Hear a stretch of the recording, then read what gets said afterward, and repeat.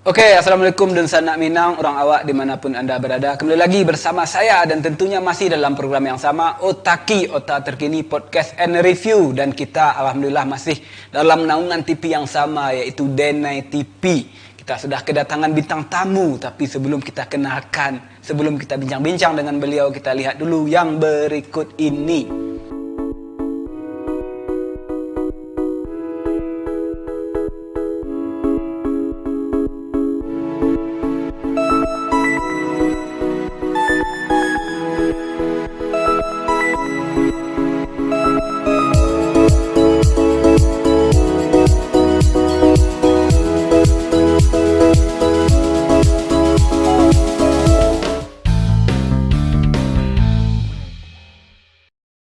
Oke, pemirsa Otaki dan sanak Denai TV, sudah kita lihat banyak sekali foto-foto yang keren di luar negeri sana. Kita kenalkan dulu ya bintang tamu kita pada hari ini, Bang Ridwan Tulus. Betul sekali ya? Ya, Ridwan banyak, yang tulus cuman saya, boy. Ridwan banyak, yang tulus cuman abang. Ini saya panggil abang aja ya. Terserah. Terserah ya. Salah seorang tour designer ya. Ya. Ini lucu ini kalau menurut saya sudah banyak sekali mengetahui beliau ini.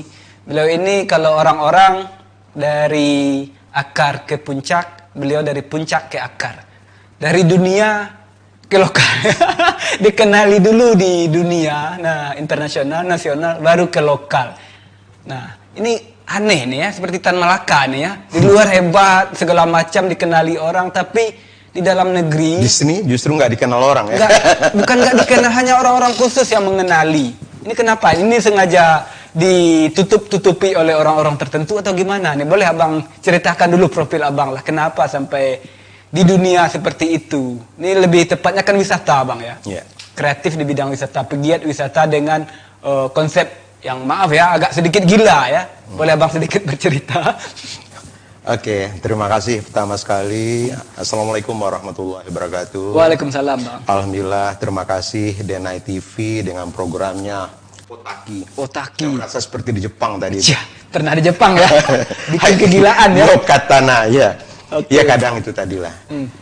Memang dalam dunia pariwisata Indonesia, akhirnya kita banyak memberikan kontribusi dan hal baru untuk kepariwisataan di Indonesia. Oke. Contohnya tadi, Boy sendiri memperkenalkan saya seorang tour designer. Tour Itu designer. hal baru. Hal baru untuk kepariwisataan di Indonesia. Tapi alhamdulillah beberapa akademisi sudah mengakui juga tentang ide-ide kita. Oke. Dan kebetulan saya baru tahu ternyata Profesor pariwisata pertama Indonesia itu orang awak. Oke. Profesor Azra Al-Hazari. Tapi alhamdulillah kemarin Azra, ya? kurang lebih 6 bulan yang lalu dia menelpon saya. Saya juga kaget tiba-tiba ditelepon oleh seorang beliau. Akhirnya dia punya rencana bagaimana membuat buku bersama. Dia teorinya dan saya prakteknya. Oke. Tapi akhirnya setelah mengenal saya lebih jauh, akhirnya terbalik. Dia akan membuat teori setelah praktek dari saya. Oke, dikerjakan dulu baru diteorikan ya. Jadi memang kalau menurut saya nih Boy, salah satu kelemahan pariwisata di Indonesia, nggak banyak orang yang bisa mendesain tour program yang bernilai. Desain ini ya, Ya. bukan fisik dulu ya. Bukan, makanya itu tadi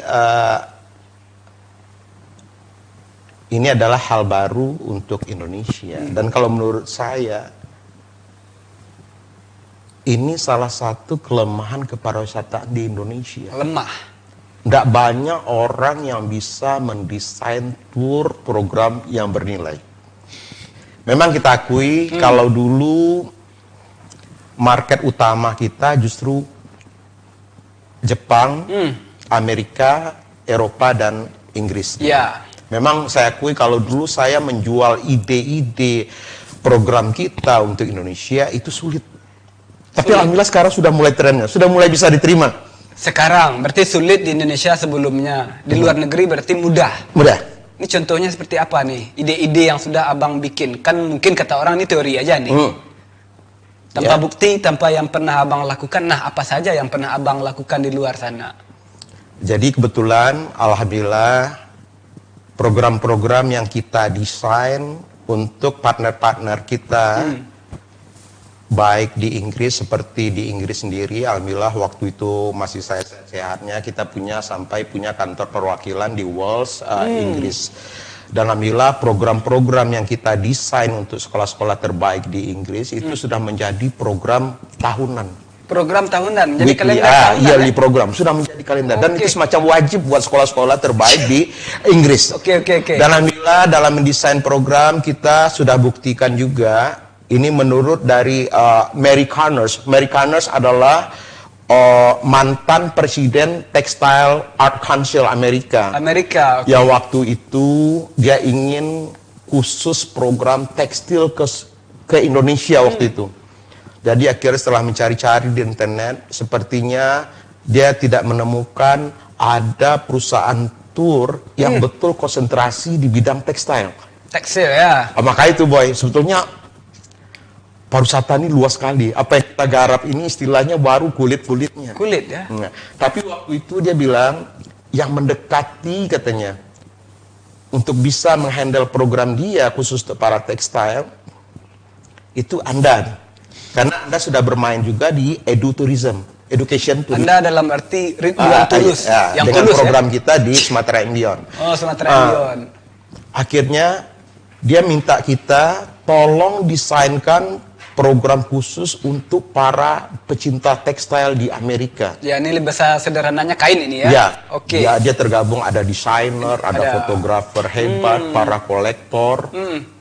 Akhirnya saya selalu bilang ketika seseorang meminta program untuk mendesain programnya, saya selalu berusaha bagaimana mencari tahu who is our client, siapa klien kita. Siapa klien? Oke. Itu yang utama, kita harus tahu. Karena kita dalam mendesain program itu tidak mungkin sama dengan, karena keinginan orang itu beda-beda. Nah, kadang kelemahan kita itu, bahasa morat tuh kan. Padahal interest orang itu berbeda-beda. Tekstil otomatis dia khusus konsentrasi ke tekstil. Khususnya ke sana ya. Akhirnya saya pelajari tentang komunitasnya, ternyata sudah keliling dunia, tapi belum pernah ke ASEAN. Ke ASEAN belum pernah? Oke. Karena itu juga hal baru buat saya, akhirnya saya tanya sama dia, Mary, kamu selama keliling dunia, program mana yang terbaik? Karena saya mau belajar, saya bilang. Akhirnya dia jawab waktu itu Machu Picchu, Peru. Maksudnya program di Peru waktu itu yang terbaik. Peru, oke. Dan rata-rata program mereka itu selama 12 hari. 12 hari. Setelah dapat informasi yang lengkap, akhirnya saya langsung bilang sama dia, Mary, give me a week. Beri saya waktu seminggu. Supaya saya konsentrasi untuk mendesain program khusus. Nggak taunya setelah saya pelajari, akhirnya saya bikinkan program khusus untuk dia dengan judul Textile Odyssey. Ini betul-betul petualangan tentang tekstil, ya. Tentang tekstil. Dan judul kecilnya itu Meet the Maker, yang mana mereka bertemu langsung dengan ahlinya. Oke. Ini literasi abang keren sekali ya. Iya, kadang itu tuh. Harus ini semacam apresiasi juga dari kita. Mereka sudah berbuat, tapi kadang mereka nggak tahu. Kadang itulah banyak orang-orang tekstil yang mati. Misalnya contoh kasus, dia membuat misalnya kayak songket gitu. Dia jual songketnya ke shopping center. Shopping center. Itu harganya kadang misalnya dia jual 1 juta, shopping center bisa menjualnya 3 juta. Yeah. Cuman kadang shopping center membayarnya mungkin sebulan 2 bulan. Nah, setelah itu kan membuat dia akhirnya tidak aktif lagi. Tidak bisa memutar. Akhirnya dalam program kita selalu memberi semacam apresiasi. Nah, akhirnya setelah program itu kita lemparkan ke dia, dan akhirnya itu program itu berjalan. Dan dia sendiri yang bilang, semenjak dari tahun 1992 dia keliling dunia untuk program tekstil, program kita yang terbaik. Program kita ya, oke. Dan program kita yang terpanjang, 24 hari. 24 hari, biasa 12 hari ya? Ya. Di Peru tadi yang dan waktu itu adalah tour guide yang terbaik juga dari kita. Dari kita, namanya Mulyandri Ramadan Baktiar. Ini anak muda yang menyelamatkan saya. Oke. Maka pun Sekarang apapun yang diberi kehormatan pada saya selalu mencoba memberikannya kepada Andi. Kalau saya panggil nama kecil Andi, itu orang yang luar biasa. Penghormatan itu estafet ya? Iya. Tidak untuk kita aja. No, bukan. Oke. Jadi memang itu tuh Boy, salah satu kendala khususnya travel agent, tour operator. Ya sayang kadang kalau ditanya sama orang-orang di ama-ama, di mak kerajona tanya. Di travel tuh, akama tambangnya itu, maksudnya udah semakin downgrade. Makanya itu tadi kita selalu bilang kita sebagai tour operator. Oke. Nah ini Bang, saya tertarik dengan sejarah Abang, profil Abang yang ternyata di puncak dulu terkenalnya, akhirnya turun ke bawah. Ini kenapa? Abang nggak percaya? Atau Abang kurang mendapatkan apresiasi? Atau Abang tidak mendapatkan apa yang Abang inginkan di lokal ini? Sehingga Abang memilih dulu ke dunia. Ya kadang memang, ya kadang negara lain kadang lebih menghargai kita daripada negeri kita sendiri. Iya ya. Ini kadang mungkin masalah lama lagi nih apa gitu. Nah, saya nggak tahu. Terus Nana mau cerita. Ya. Ya itulah contohnya. Alhamdulillah tahun 2002 waktu itu terjadi bom Bali. Bom Bali ya. Bom Bali. 2002 ya. 2001 apa dulu? Pokoknya 2002. Akhirnya waktu itu market utama orang Bali adalah Jepang. Jepang. Tapi semenjak terjadinya bom Bali, orang Jepang sendiri takut tuh datang ke Bali. Karena Jepang ini marketnya sangat sensitif. Iya, iya. Dia nggak masalah bayar mahal, asal perjalanannya aman dan nyaman. Akhirnya apa yang kita lakukan? Saya melakukan promosi dengan kawan-kawan saya. Kebetulan saya juga anggota dari pejalan kaki dunia yang tergabung di International Federation of Popular Sport. Internasional ini ya? Oke. Dan juga tergabung dengan IML, International Matching League. Akhirnya apa kita lakukan? Saya melakukan promosi memang di luar kewajaran. Saya bersama akhirnya dibantu oleh kawan-kawan kita di Japan Walking. Saya promosi jalan kaki mengeliling Pulau Kyushu. Di Jepang tadi ya? Ya, sepanjang 400 km. Gila ini Bang. Kenapa jalan kaki, Boy? Iya. Ya kan anda pakai piang, Boy. Jadi, klasik. Tapi alhamdulillah. Tujuan sebenarnya apa? Waktu itu jalan kaki, akhirnya tiap kota, kita disambut oleh wali kotanya ingin berjalan kaki bersama kita. Ingin berjalan kaki. Ya? Akhirnya itu ribut media-media sana mengangkat saya di headline di sana.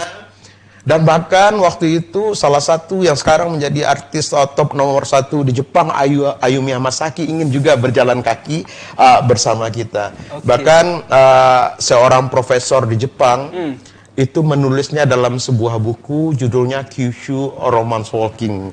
Bahkan itulah yang lebih luar biasa lagi waktu itu, Boy. Saya bahkan diberi kehormatan yang luar biasa waktu itu oleh Jepang. Saya diberi kehormatan waktu itu membuka event jalan kaki terbesar di dunia waktu itu. Di Jepang? Dan saya yang membukanya waktu itu. Di Indonesia itu. Sudah pernah Abang lakukan? Belum. Kenapa Bang? Ya kadang itu Bang? Tadi, ya kadang bukan apa-apa. Itu telah. Kadang orang luar lebih melihat daripada orang dalam sendiri. Tapi tidak masalah. Pokoknya apa yang kita bisa lakukan, kita lakukan. Memang kita sendiri, misi saya bergabung dengan organisasi jalan kaki tersebut. Karena waktu itu kita ingin menjadikan Sumatera Barat dan Indonesia sebagai pusat wisata jalan kaki dunia. Pusat wisata jalan kaki di dunia waktu itu ya. Tapi gimana responnya waktu itu Indonesia dan Sumatera Barat ini, Bang? Cuman memang itulah kesedihan. Kadang itu tadi, ketika kita melontarkan pada gubernur dan kementerian pada saat itu justru. Iya, Abang sih ide Abang itu gila ya. Orang sudah punya kendaraan dari Jepang lagi kan kendaraan kita banyak. Abang malah menawarkan jalan kaki. Sementara kendaraan yang di Jepang banyak di sini, Abang di sana jalan kaki. Ini kan aneh. Jadi kadang itu tadi, makanya kadang eksistensi kita tuh lebih banyak dikenal di luar duluan. Makanya itu profil saya justru dimuat dalam sebuah buku dan media-media di Jepang, barulah masuk ke nasional dan ke lokal. Iya, media-media besar di nasional akhirnya ikut memberitakan Abang ya. Dan begitu juga kuliah umum. Kuliah umum, nah ini. Jadi saya tamat ABA Prayoga, dan saya nggak tahu entah kenapa ijazah saya juga nggak pernah ketemu. Apa tak ada itu apa itu saya juga nggak tahu. Cita-cita jadi dosen. Ya kalau secara logika itu kan susah juga. Tapi alhamdulillah saya justru pertama dikasih penghormatan untuk memberi kuliah umum itu justru di program pengkajian Asia Afrika, program master di Kyoto University. Barulah masuk ke kampus-kampus nasional dan kampus di Sumatera Barat. Oke, ini bahasa sederhana saya, ini kuliah umum Abang ini levelnya tidak lagi di nasional dan lokal ya, di luar dulu ya. Oke, ini menarik ini tentang kuliah Abang, kuliah umum, pemateri menjadi narasumber ya. Ini apakah wisata saja yang Abang berikan mata kuliahnya atau memang mencakup bagian-bagian lain? Kabarnya juga ada masalah burung juga ya? Ya, makanya itu masa pariwisata ini sebetulnya sangat luas kan? Sangat luas? Ya, alhamdulillah ide kita dengan Green Tourism Institute, kebetulan saya juga di samping punya perusahaan Sumatera and Beyond, itu adalah perusahaan yang tergabung dalam International Green Tour Operator. Itu alhamdulillah dalam masa pandemik ini kita baru saja membuka kantor cabang di Australia, Belanda, Amerika, Dubai dan Yunani. Oke. Dan saya juga founder dari dari Green Tourism Institute, karena kalau menurut saya jangankan di Sumatera Barat, Indonesia saja belum mempunyai konsep pariwisata yang bagus. Maka kita mencoba dari Green Tourism Institute menawarkan Sumbar dan Indonesia itu sebagai Green Tourism Destination. Oke, ini menarik Bang. Karena kalau tidak hati-hati karena saya juga pelakunya dulu. Kalau tidak hati-hati dalam pengembangan pariwisataan, itu dampak negatifnya juga banyak. Oke, saya menarik ini, Indonesia belum menerapkan konsep pariwisata yang bagus. Tapi Indonesia bagian sempit sudah ada Bang. Di Sumatera Barat, di Kabupaten 50 Kota ada. Kampung Eropa. Abang dulu jauh-jauh ke Eropa jalan kaki, bukan ke Eropa ya, ke Jepang segala macam. Abang jalan kaki di sini sudah ada. Kenapa Abang sudah ada kampung Eropa? Ada kampung Eropa di sini, tapi kita bahas ya setelah ini, kita break dulu sejenak. Oke, pemirsa Otaki dan Sanak Dene TV dimanapun Anda berada, kembali lagi bersama saya dan tentunya masih dalam program yang sama, yaitu Otaki, Otak Terkini Podcast and Review. Kita masih dengan bintang tamu yang sama. Alhamdulillah beliau masih duduk di samping saya. Bersedia sekali Bang ya. Ini banyak sekali yang akan kita bahas ya. Di segmen 1 tadi belum sempat nih dijawab. Abang ngapain capek-capek ke luar negeri? Banyak konsep-konsep yang ternyata diterima secara terbuka oleh orang-orang di luar negeri, di sini belum Abang praktekkan. Apa sebelum Abang di luar negeri mungkin ya, orang sudah berpikir di sini ternyata sudah ada kampung Eropa, kampung Jepang juga ada. Ini konsep menarik ini menurut saya ini Bang ya. Bagaimana mendatangkan orang Eropa, orang Jepang, orang Eropa ke Payakumbuh dengan ada kampungnya. Ini menarik ini. Kalau menurut saya Bang. Menurut Abang gimana ini sebenarnya? Ya kalau menurut saya, tapi yang penting dia sudah berbuat ya. Sudah berbuat. Kita kasih apresiasi juga. Kita kasih. Tapi kalau bicara untuk market overseas market ya. Itu memang kalau bicara untuk lokal market semestinya dari Payakumbuh, dari Solo Selatan atau apa itu mungkin saja. Tapi logikanya apa mungkin orang Jepang datang jauh-jauh hanya untuk melihat itu. Tapi minimal ada juga bagusnya, minimal orang Jepang merasa dia diapresiasi di sini. Sehingga terjadi ada kampung Jepang juga di sini gitu. Dulu selama 3 tahun di zaman penjajahan sudah kita apresiasi juga ya. Mereka menjajah ke sini ya. Sekarang diapresiasi lagi. Maka kalau saya mendesain program khusus untuk orang Jepang tuh programnya Marasai. Misal bisa balas dendam melalui mereka program. Dikerjakan, mereka ngasih uang. Oke. Jadi memang itu teringat saya ketika di awal-awal 2000-an juga dulu, ketika kalau nggak salah di beberapa daerah di Perseta Sumatera Barat dia membuat program seperti air terjun Air terjun.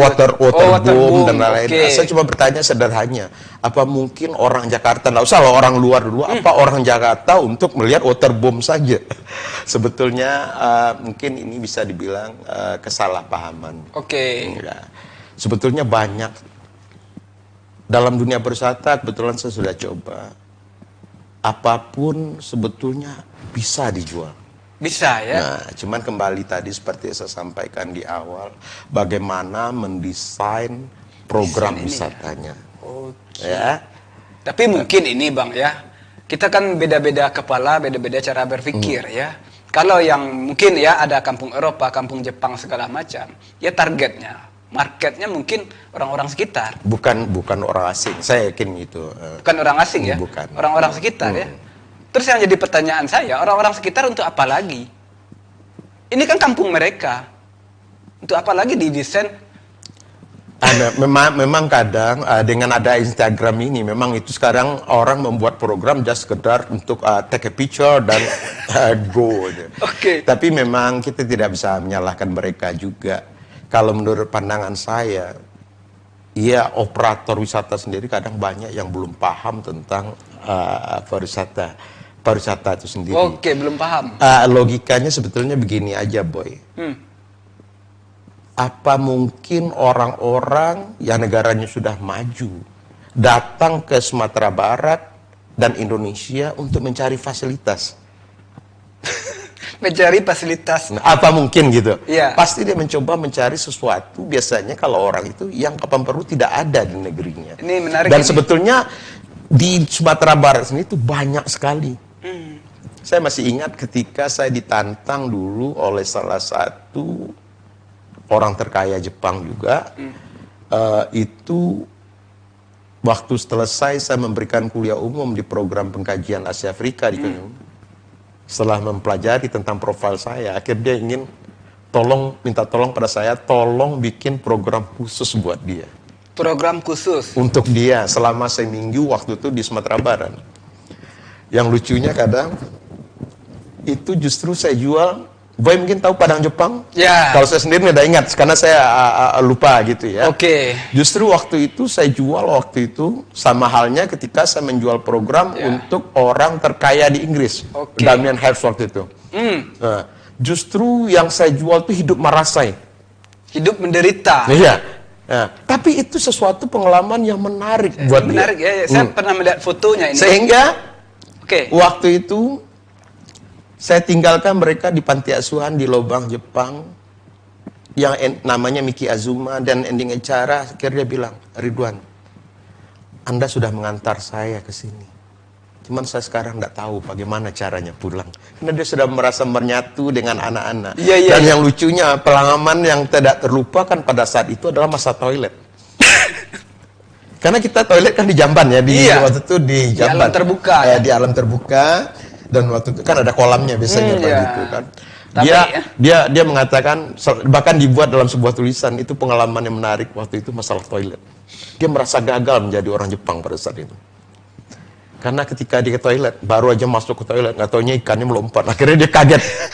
Sehingga misinya pada hari itu gagal. Akhirnya dia bilang, wah kawaiso. Aduh sedih. Hari pertama dia merasa gagal. Dia biasanya kalau orang Jepang ingin juga melakukan bagaimana seperti anak-anak di sana.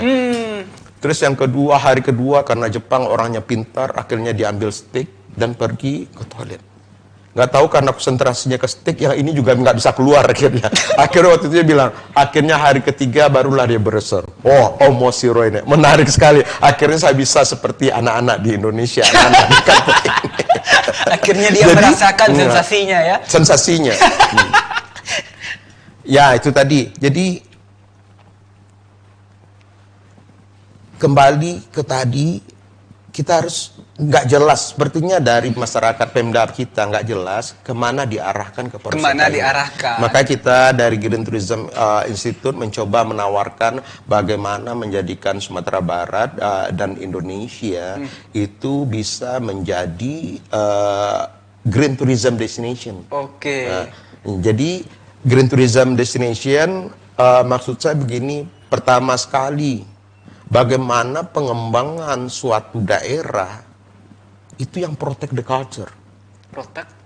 yang tidak merusak budaya, tapi justru mengangkat budaya. Karena budaya kita dengan material itu sesuatu istilahnya yang sangat punya nilai tinggi untuk dijual, tapi kalau digarap dengan serius, bagaimana mereka ikut merasakan, belajar hidup di kampung, belajar budaya, dan itu sesuatu yang menarik. Karena kalau tidak hati-hati dalam dunia berwisata, itu dampak negatifnya juga banyak, Boy. Banyak sekali. Maka hal pertama dalam green tourism misalnya, bagaimana pengembangan berwisata di suatu daerah itu yang protect the culture, tidak merusak budaya, tapi mengangkat budaya yang ada. Terus yang kedua, bagaimana pengembangan pariwisata di suatu daerah itu yang protect the nature, tidak merusak alam, tidak tapi merusak alam, memperkaya alam. Bahkan ini salah satu cara bagaimana membuat mereka tuh ingin datang dan datang lagi. Kenapa? Langganan ya. Ya, menjadi apa? Bahkan dia yang akarnya menjual. Ini salah satu contoh program yang kita lakukan. Dalam setiap program yang kita lakukan, kita ya selalu melakukan yang disebut dengan green action. Green action. Melakukan aksi peduli lingkungan. Oke. Salah satu contohnya itu aksi penanaman atau transplantasi terumbu karang. Coba saya tanya nih, Boy orang Sumbar, udah pernah nggak nanam terumbu karang? Belum, Bang. Nah, jadi itu apa perbedaan kita dengan perusahaan tour operator yang ada di Indonesia? Apa perbedaan kita dari perusahaan trainingnya Indonesia? Kita tidak menjual tour. Kalau tour banyak yang pinter, training banyak yang hebat. Tapi kebanyakan kita menjual pengalaman hidup dan kita yakin seumur hidupnya belum tentu dia dapatkan. Berarti Abang sering menjual pengalaman hidup. Pengalaman hidup, bahkan hidup marasai bisa dijual gitu kan. Makanya itu tadi contohnya dengan aksi penanaman terumbu karang. Kita mengajak mereka melakukan aksi penanaman terumbu karang. Nanti terumbu karang bernamakan nama mereka, nanti kita ganti dengan sertifikat sebagai Green Friend of Indonesia. Nanti setelah tumbuh, akhirnya kita foto dan kita kirim lagi sama dia. Akhirnya dia ingin datang, bahkan dia ingin melihat terumbu karangnya langsung lagi. Ya, bahkan dia membawa orang lagi untuk datang dan melakukan hal yang sama. Jadi tidak merusak ya alam. Tapi jadi alhamdulillah beberapa destinasi yang kita istilahnya yang kita kunjungi, itu alhamdulillah sudah berhasil menyelamatkan. Contohnya kayak di Pariaman itu kawasannya rusak, mangrove-nya. Alhamdulillah kita sudah punya taman mangrove yang indah, dan juga alhamdulillah kita sudah punya taman bawah laut yang indah itu di beberapa daerah yang justru sebelumnya itu rusak ya. Terus yang ketiga, bagaimana pengembangan pariwisata itu yang empower and bring benefit for local people. Bagaimana setiap program wisata, Boy kan udah dengar banyak tukang pala, semua. Itu. Alhamdulillah, di setiap program yang kita lakukan, bahkan kita sudah melakukan di daerah Sumatera Utara yang katanya terkenal banyak preman apa. Alhamdulillah program kita lakukan, kita tidak pernah bermasalah dengan masyarakat setempat. Aman saja. Aman. Karena mereka kita libatkan. Nah ini kita libatkan. Ya siapa yang tidak marah, Boy? Daerah-daerah dia, orang beralih di sana, cuman dia sebagai penonton. Yang kacaunya orang buang sampah di sana. Yang lebih kacau lagi, orang bikin maksiat di daerah tersebut, dia nggak dapat untung apa-apa. Siapa yang tidak marah? Makanya itu bagaimana dalam setiap program kita mengajak masyarakat setempat, melibatkannya dalam program tersebut, dan insya Allah bisa juga membawa keuntungan langsung buat mereka. Kalau sama-sama untung, insya Allah. Abang dari internasional tapi berpikir akar rumput ya. Yang penting kita mencoba, Boy. Apapun yang bisa kita lakukan, ya kita lakukan. Nah, saya ini menarik dari kata-kata Abang tuh, apalagi mereka mencari fasilitas di sini. Mereka banyak fasilitas. Ini saya ingat nih, Bang, kalau kita ke undangan, kalau orang kaya selalu disuguhkan yang enak-enak ya. Kalau tamu undangan yang datang, kepala kambing, cincang segala macam. Tapi kalau orang biasa-biasa kayak saya ini, yang disuguhkan ini paling lah kerupuk-kerupuk, coba dak nambangi. Padahal kalau orang kaya kan sudah biasa, Bang, ya, melihat yang itu-itu. Nah, seperti itu mungkin menurut Abang konsep yang ada sekarang pariwisata di Indonesia dan Sumatera Barat. Ya, karena waktu itu memang saya dulu memulainya dengan life experience tourism. Bagaimana menjual pengalaman hidup. Karena begini, Boy, kalau saya bicara harus menunggu investasi, harus ada hotel layak, apa baru kita bisa bagaimana istilahnya menjual apa adanya. Menjual apa adanya. Ya, apa Ini adanya. nggak jadi kendala oleh pemerintahan kota, kabupaten, dan provinsi segala macam, Bang. Abang menjual yang ternyata mereka tidak boleh ini diekspos. Apakah tidak menjadi kendala? Tidak menjadi permasalahan? Ya, alhamdulillah selama ini ya bisa jadi mungkin masalah, tapi saya tidak mengetahui. Dan kedua, justru kita banyak membantu akhirnya para Pemda di suatu daerah. Dari Yang enaknya kita tanpa menggunakan dana mereka gitu. dan akhirnya terbantu ya. Oke. Ini saya ada sedikit pertanyaan Bang ini ya. Abang kan sudah lama di luar ya, di internasional. Kalau diterapkan seperti itu di Sumatera Barat, menurut Abang gimana? Konsep-konsep Abang itu, apakah sudah banyak yang diterapkan di Sumatera Barat? Ide-ide gila Abang itu? Ya, beberapa destinasi yang kita kembangkan. Contoh kita mengenalkan Mande, udah kenal kan? Mande, oke. Ya, kawasan Mande. Kawasan Mande. Tapi ketika kita mengenalkan Sungai Pinang, itu sebetulnya cikal bakal dari Mande sendiri ke dunia internasional. Orang Sumbar saja tidak tahu di mana itu Sungai Pinang. Tidak tahu ya? Ya, itu cuma sebuah kampung nelayan. Nggak ada penginapan di sana, nggak ada apa. Justru kita menjual itu di sana waktu pertama itu bagaimana menjadi nelayan. Bagaimana menjadi nelayan? Nelayan. Karena itu suatu pengalaman yang menarik juga. Alhamdulillah kita bersama dengan adik-adik di sana. Salah satu biasanya saya bersama dengan ada anak-anak muda di sana yang betul-betul kita training dan kita didik, akhirnya dia mengimplementasikan ke bawah. Itu namanya Ricky Putra Sinaro. Dia juga sekarang sudah pemilik dari Ricky Beach House dan juga sudah punya tour operator yang punya kantor cabang di Perancis. Itu namanya Authentic Sumatera. Jadi dialah pemuda yang mempelopori Mande pertama kali dulunya. Dengan apa adanya. Dengan apa adanya. Yang luar biasanya dulu sebelum pandemik 100% tamunya asing. Dan bahkan 75% pertama ke Asia. Bahkan daerah yang tanpa fasilitas yang khusus itu tamunya bisa menginap sampai 2 bulan. Selama 2 bulan? Selama 2 bulan. Keren. Nah Bang, ini satu lagi nih, gaya promosi dengan cara Abang, dengan konsep Abang, dan dengan konsep yang sudah ada, yang pada umumnya itu, apa perbedaannya Bang? Apakah mungkin dengan cara Abang juga bikin spanduk di luar negeri sana, selamat datang di kampung wisata ini, kemudian ada foto wali kota daerah sana, gubernurnya, bupatinya. Ini tapi jangan dijawab dulu Bang ya. Kita break dulu sejenak.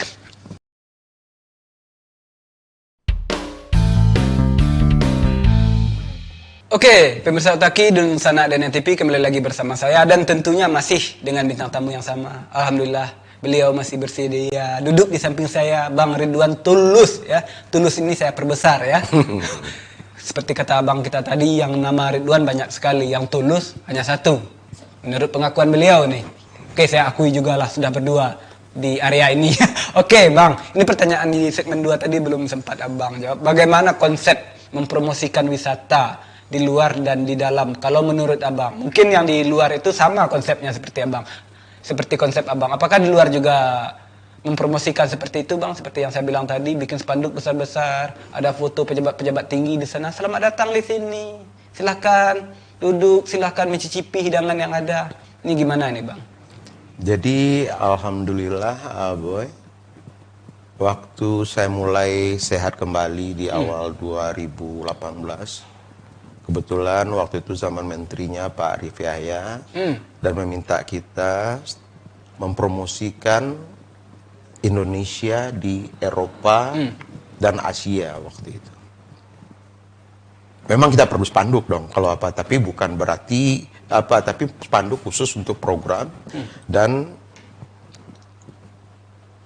kebudayaan-kebudayaan di Indonesia. Biasanya kalau dalam program kita memang lengkap. Yang menariknya waktu di Belgia. Di Belgia. Saya khusus di negara terbanyak, saya serahkan kepada Andi yang ikut. Jadi Andi ini anak muda yang tadi yang telah menyelamatkan saya. Makanya apapun kehormatan yang diberikan pada saya berikan kepada Andi. Andi. Kepada Andi. Waktu Belgia, waktu itu ada beberapa negara cukup banyak, Belgia, Jerman, Belanda. Untuk negara yang terbanyak justru saya suruh Andi yang pergi. Yang menariknya waktu itu, waktu di Belgia. Jadi waktu di Belgia itu memang konsepnya kita menjual untuk umum. Kita mengadakan di taman kota di Belgia.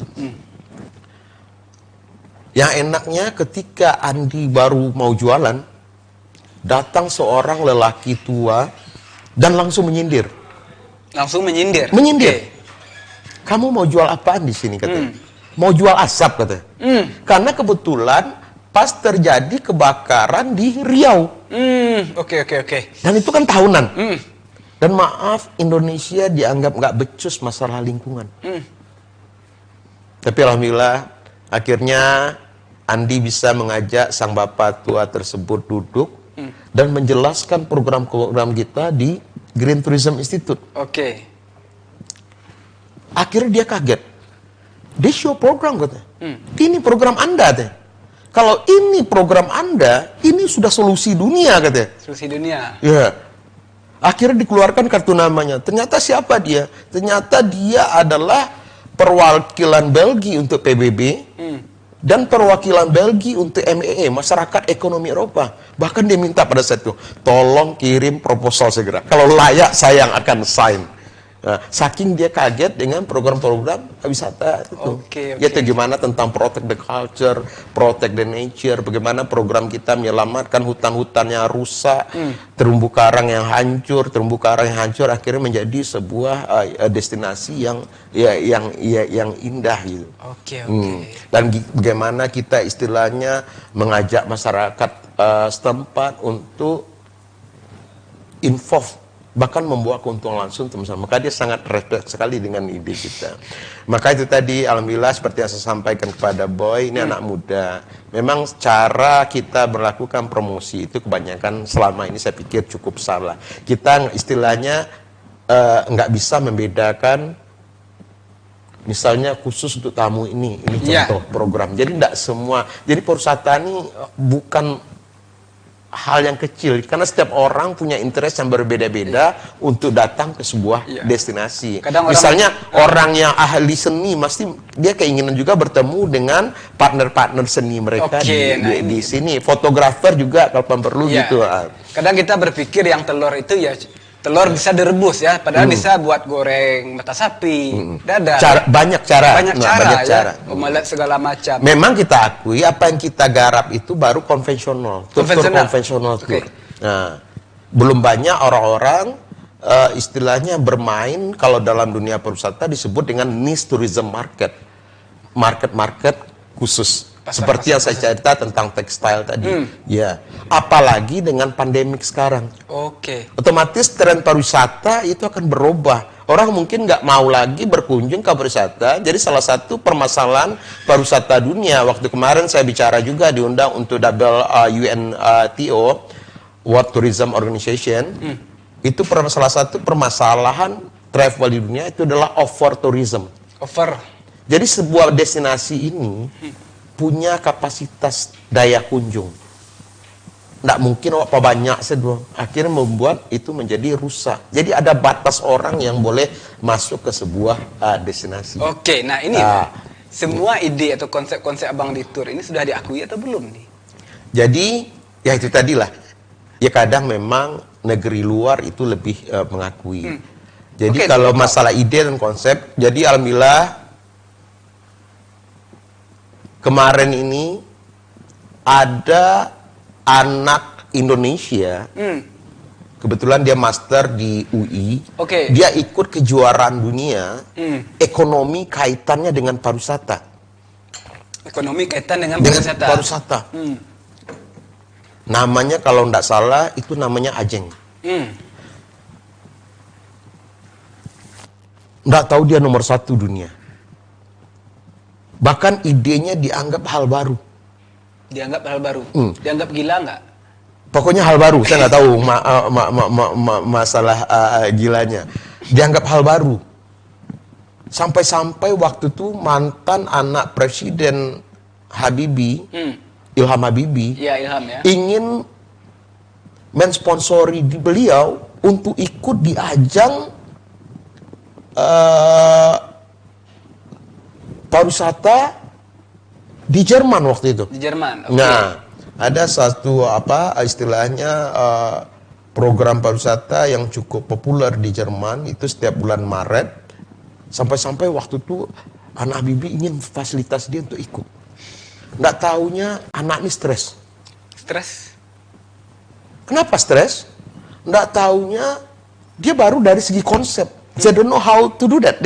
Dia belum tahu bagaimana cara melakukannya. Eksekusinya. Ya, eksekusinya. Oke. Dari teori mungkin dia sudah tahu, tapi cara eksekusinya dia tidak tahu. Akhirnya mama dia, kebetulan mamanya orang yang cukup dekat dengan saya. Waktu itu kebetulan orang Sumatera Barat juga, orang Batu Sangkar kalau di sana, Ibu Lina. Kebetulan suaminya kepala rumah sakit Pertamina Jakarta waktu itu. Akhirnya Bu Lina ini dia saking suka dengan program kita, itu beberapa kali ikut dengan program kita. Okay. Akhirnya dia menelpon saya, Pak Ridwan, bisa bantu enggak tentang anak saya teh, Ajeng. Alhamdulillah waktu itu kebetulan saya diundang oleh pembicara oleh Kementerian Pariwisata waktu itu.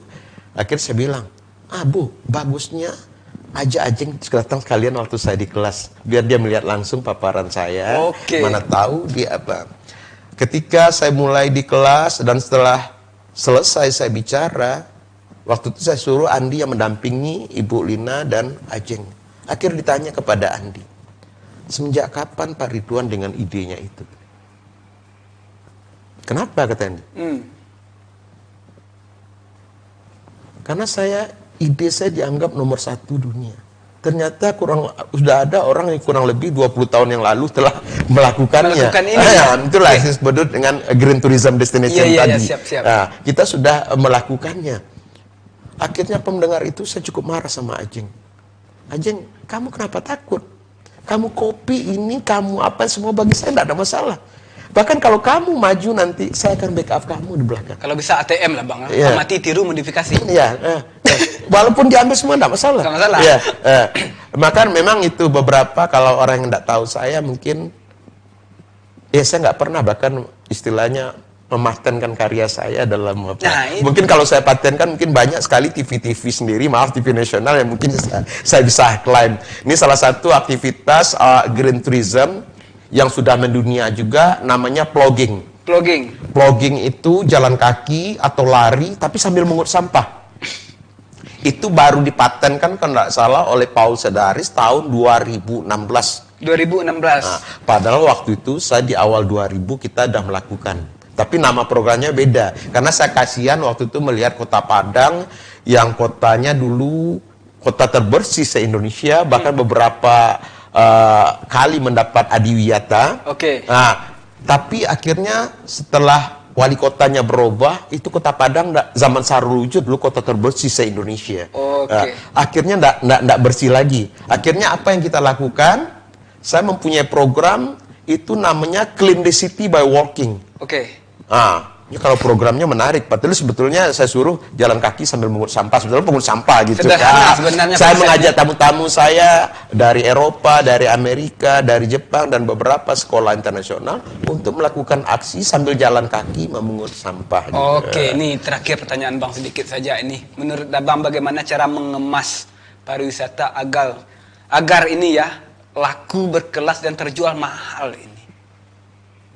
Ini ada ya konsep, pasti Abang punya ide menarik ini. Misalnya nih saya sering lihat ini Bang, di kafe dan di warung biasa kopi harganya sangat berbeda. Ini Abang pasti punya ide-ide gila, ide-ide kreatif untuk menjual mahal di bidang pariwisata. Ini contohnya gimana nih Bang agar masyarakat tahu? Jadi memang kalau orang tidak tahu kita, pasti isu pertama harga mahal. Harga mahal. Tapi lucunya, setelah mereka tahu, setelah ikut, bahkan nambah bayar. Kemarin sedikit ya. Jadi, ya banyak bertanya. Orang bertanya. Waktu itu, ya saya akui, semenjak 2009 saya tidak berbisnis secara profesional. Ya, sebetulnya ada cerita yang menarik ini.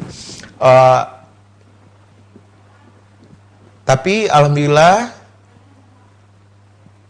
banyak sekali orang yang menghubungi, itu biasanya menghubungi saya itu bukan anak buah lagi, tetapi justru para pimpinan. Ini contoh salah satu kasus, tiba-tiba saya mendapat telepon dari salah satu presidir dari perusahaan telekomunikasi terbesar di Indonesia. Presidennya langsung yang telepon saya. Pak Ridwan, saya membaca profil Anda di media dan saya tertarik dengan ide-ide dan program Anda. Pak, saya ingin berkunjung ke Sumatera Barat selama waktu itu kalau nggak salah 6 hari. Tapi keluarga saya aja, katanya. 12 orang. Saya bawa anak-anak saya dan saya bawa mama saya, katanya. Waktu itu dia bilang dia bawa mamanya. Karena mamanya, dia bilang bawa mamanya, berarti saya berasumsi ini hadiah dihadiahkan untuk mamanya. Akhirnya saya langsung berkonsentrasi. Dulu mamanya hobinya apa? Atau dibilang mamanya hobi berdansa. Wow, saya langsung ingat bagaimana setting farewell party-nya. Jadi kita biasanya dalam setiap program yang kita desain, di malam terakhir kita selalu mengadakan program farewell party dengan aksi budaya dan lain-lainnya. Karena ini juga istilahnya untuk menutupi kekurangan-kekurangan selama dalam perjalanan. Kadang memang walaupun kita udah setting bagus, tapi kadang ada saja permasalahan di lapangan. Jadi untuk menutup itu kita selalu melakukan acara yang disebut dengan farewell party tadi. Dan juga biasanya di ending acara kita selalu memberikan sertifikat kepada mereka sebagai Green Friend of Indonesia. Karena mereka sudah mensupport program-program kita. Makanya kita beri apresiasi dengan sertifikat. Akhirnya dia bilang, mamanya hobinya berdansa. Wow. Saya langsung ingat bagaimana setting farewell party-nya. Biasanya orang yang suka berdansa, dia mempunyai lagu khusus. Pasti. Maka saya tanya waktu itu, penyanyi kesayangan mamanya siapa? Gak tahu, dijawab penyanyi kesayangan mama itu Louis Armstrong. Yang kebetulan saya suka sekali dengan lagunya. Bahkan suka membawakannya, khususnya What Wonderful World. Aduh, tambah lama setting farewell party-nya buat saya. Tapi karena Air Indonesia, saya seperti kebiasaan selalu saya bilang, oke Ibu, tolong beri waktu saya seminggu. Seolah-olah, tapi waktu itu ada yang saya lupa, dia sudah menentukan, dia maunya 2 malam di hotel terbaik, dan disebut sendiri hotel terbaik di Bukit Tinggi, 1 malam di hotel terbaik juga di kawasan Meninjau, dan 2 malam di hotel terbaik di Kota Padang. Dia udah menentukan hotelnya. Saya tinggal menyesuaikan. Akhirnya, setelah itu saya bilang, oke Ibu, beri saya waktu seminggu. Seminggu ya? Ini seolah-olah kita mendesain program khusus. Padahal kita sudah sebetulnya sudah eksekusi ada. Tapi biasanya saya janji seminggu, dalam 4 hari saya sudah kirim. Nggak taunya boy, setelah saya kirim, nggak ada respon lagi. Nggak ada komunikasi lagi. Bahkan saya sudah melupakannya. Nggak tahu-tahu tiba-tiba kemudian dia menelpon saya kembali. Pak Ridwan. Pas dengar dia, Bu, apa kabar deh? Udah terima program saya, udah baca program saya. Udah Pak. Tapi saya mohon maaf Pak. Sebelumnya saya sudah dapat penawaran dari travel lain. Dengan harga yang lebih? Waktu itu dia bilang, dan disebut nama travelnya. Alhamdulillah waktu itu saya tidak bohong, akhirnya saya bilang, Ibu, itu adalah travel yang terbaik di Sumbar Ibu. Bahkan kemarin barusan dia dapat semacam reward, bahkan nasional gitu kan. Itu dipuji secara tulus ya? Ya betul. Alhamdulillah memang benar, kenyataannya memang benar.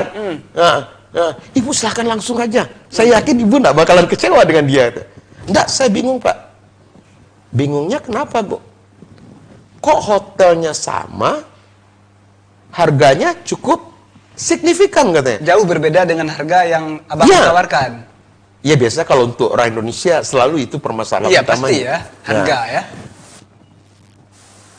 Akhirnya saya bilang, saya sudah tawarkan, tapi dia butuh penjelasan. Saya butuh penjelasan Pak.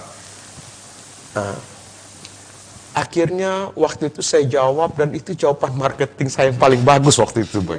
Akhirnya waktu itu saya bilang, Ibu suka kopi nggak? Suka banget katanya, apalagi kopi luwak katanya. Kopi luwak. Akhirnya saya ketawa ngakak. Loh, kenapa ketawa Pak Ridwan? Gitu. Iya Bu, saya bingung Bu. Kenapa bingung Pak? Kenapa ya kita minum kopi di emperan? Nah, boy, minum kopi di Lapau paling 3.000 apa gitu kan? Ya 3.000, 5.000. Terus karena ibu di Jakarta, kita minum kopi di Starbucks. Itu harga udah jauh beda lagi tuh. Sangat jauh beda. Bisa menjadi 25 atau 2. Terus karena ibu tuh orang eksekutif dan orang Jakarta juga, kita minum kopi di Han Restaurant. Han Restaurant ini di Grand Hyatt, salah satu hotel premium bintang 5 di Jakarta. Kok harganya cukup signifikan? Padahal konten sama. Iya. Kopi, gula, air panas, tapi saya bicara kalau di Starbucks, apalagi di Han Restaurant, ada krimnya dikit, Bu. Ketawa ibu ngakak. I got the point. Udah deal Pak, deal. Jangan deal dulu Bu. Oke. Loh, apalagi Pak Ridwan? Apalagi kopi luwak Bu. Karena saya pernah menantang anak-anak menjual kopi luwak di salah satu destinasi di Sumatera Barat juga, yang awalnya 15.000, akhirnya setelah tantang akhirnya bisa menjual satu cangkir itu menjadi 150.000. Dengan sedikit kemasan-kemasan. Kemasan. Ini nih yang menarik. Aduh Bang, ini saya sangat terima kasih dengan semua kupasan Abang, pembahasan Abang, pengalaman dan ilmu yang Abang berikan. Tapi karena durasi juga, mungkin lain waktu kita bisa ngobrol lagi, dan Abang kalau masih bersedia nih bisa duduk lagi di sini ya. Ini banyak sekali yang sudah Abang, cara menjual ini kalau bahasa sederhana saya Bang ya, cara yang sederhana menjual menjadi lebih mahal ya, dengan konsep-konsep aneh, gila, dan akhirnya memang dipercaya oleh sebagian orang ya, banyak orang akhirnya. Tapi memang untuk baru level menengah ke atas. Ini terakhir aja Bang, beberapa patah kata harapan Abang untuk pariwisata Sumbar dan Indonesia, beberapa kata-kata aja Bang. Ya, sebetulnya ini kesempatan kita untuk menyiapkan dengan pandemik ini. Mari kita bersama menyiapkan destinasi yang betul-betul destinasi yang punya nilai jual tinggi. Destinasi yang betul-betul. Justru destinasi yang menyehatkan. Yang menyehatkan. Oke, terima kasih Bang. Mohon maaf nih kalau ada salah-salah kata. Mudah-mudahan seperti kata saya tadi. Ini kalau berbicara dengan Abang ini nggak cukup waktu 45 menit 1 jam ini ya, harus lama. Karena banyak yang harus disampaikan. Oke, kita pemirsa cukup sekian Otaki kali ini. Mohon maaf nih kalau ada salah-salah kata. Terima kasih atas perhatiannya dari bincang-bincang kita dengan Bapak atau Abang Ridwan Tulus. Banyak sekali ilmu yang kita dapatkan, kesimpulan-kesimpulan yang kita petik. Tapi dari sekian banyak itu hanya satu yang ingin saya ungkapkan, mengutip dari kata-kata Abang kita yang tulus ini, bahwa pariwisata kita ini hanya yang kita coba hanya kulit-kulitnya saja. Lebih banyak sebenarnya yang harus kita jual. Itu butuh konsep dan ide-ide yang sangat kreatif. Jangan asal-asalan. Betul sekali Bang ya. Oke, cukup sekian karena kita masih dalam suasana pandemi. Tetap pakai masker, jaga jarak, jaga hati, jaga perasaan, dan jaga hubungan baik dengan siapapun, termasuk dengan Abang kita Ridwan Tulus. Agar kita tahu konsep pariwisata sebenarnya itu seperti apa yang menjual. Tidak saja fisiknya, fisik nomor sekian. Assalamualaikum warahmatullahi wabarakatuh. Salam.